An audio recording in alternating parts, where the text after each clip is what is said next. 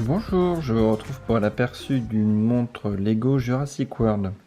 Donc on le voit que sur un poignet d'adulte, elle passe.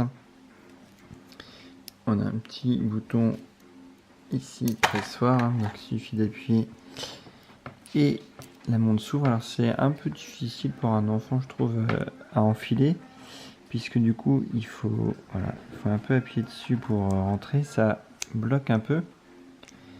Et comme le poignet est souple, voilà. Enfin, comme le bracelet plutôt que le poignet, le bracelet est souple, donc ça tient mal. Donc quand on veut l'enfoncer, ça a tendance à un peu se rétracter, même si ça passe, mais c'est un tout petit peu dur, faut prendre le coup. Sinon, la principale particularité, c'est qu'elle s'ajuste et elle se démonte comme des Lego, hein. Donc il faut prendre le pli en fait, il faut pas hésiter à forcer un peu. Et on peut démonter comme ça exactement où on veut, hein. Si on veut en enlever deux par exemple, là, voilà, on fait ça et puis on a raccourci notre montre. Voilà. Et après, justement, elle sera un tout petit peu plus trop grande là. Voilà, donc là on voit qu'elle est encore un petit peu grande. Et voilà, ça permet d'ajuster.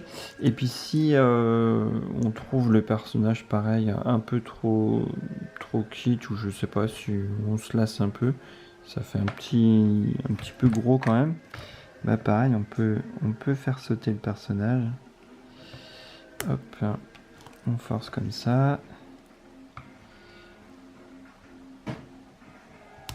Voilà. Et on se retrouve avec une montre sans personnage. Voilà. Donc c'est plutôt sympa ce principe, comme ça du coup ça s'adapte au poignet d'à peu près tout le monde, hein. Même si évidemment là elle sera un peu courte, hein. Il faudrait que je rajoute les deux crans, ça doit même pouvoir à la limite passer encore. Et on a un tout petit diamètre à moins de 3 cm. Alors l'inconvénient, c'est, on le voit, c'est que il n'y a pas les minutes, donc c'est destiné aux enfants. Mais mine de rien, les enfants ils ont du mal quand même à apprendre à lire l'heure. Et c'est plus facile pour eux avec les minutes bien inscrites. Là on a juste les heures et écrit en petit, donc c'est quand même un peu dur à s'y retrouver pour un tout petit. Donc il faut quand même un certain âge, on va dire 6-7 ans, avant de pouvoir bien savoir lire l'heure via cette montre. Elle est bloquée, donc là j'ai laissé exprès, hein, pour montrer qu'elle est bloquée. Et donc il suffit de retirer, la pile va se lancer, donc ça c'est plutôt bien, ça permet d'avoir comme ça une bonne durée de vie de pile. Et j'ai aussi laissé, on a une petite protection plastique sur le dessus pour empêcher les rayures quand elle arrive. C'est un peu gênant si on a un produit déjà rayé. Donc là on n'aura pas ce problème. Et je sais pas si le focus va se faire. Non. Mais c'est indiqué. Alors ça serait bien qu'il... Non. Focus n'a pas l'air de vouloir se faire sur les inscriptions. Mais on a un 5 ATM, donc ça correspond à un usage, on va dire, classique par tous les temps. Mais éviter quand même de l'immerger. Alors normalement une petite immersion elle pourra s'en tirer, par contre pas un jet d'eau. Donc c'est plutôt pas mal parce que ça débute à 3 ATM, là on a 5 ATM.